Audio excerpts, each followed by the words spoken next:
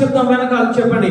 ఆజ్ఞను గైకొనువాడు తన్ను కాపాడుకునువాడు, తన ప్రవర్తన విషయమై అజాగ్రత్తగా నుండివాడు చచ్చును. ఈ వాక్యము ఎవరు విన్నారో తెలుసా? పరిశుద్ధాత్మ దేవుడు విన్నాడు. వాక్యము విని అజాగ్రత్తగా ఉంటే, ఈ వాక్యము నాది కాదని అనుకుంటూ ఉంటే, ఐగుప్తు నుంచి తీసుకువచ్చి నిన్ను కానానులోకి నడిపించి కానాలో నాటిన తర్వాత కూడా ఆజ్ఞల ప్రకారంగా నువ్వు జీవించకుండా ఉంటే, ఆయన అంటూ ఉన్నాడు, ఎవరైతే ఆజ్ఞల ప్రకారంగా జాగ్రత్తగా ఉంటారో వారు బ్రతుకుతారు, వారు ఫలిస్తారు, బహుగా ఫలింపజేస్తూ ఉంటాను. ఆజ్ఞల విషయంలో అజాగ్రత్తగా ఉంటే రక్షణ పొంది ఆత్మను పొందుకొని నీ ఇష్టానుసారంగా ఐగుప్తు ఆశలను కలిగి ఉంటే వాడు చస్తాడు. ముందు వేరు చేయబడతాడు సంఘంలోంచి.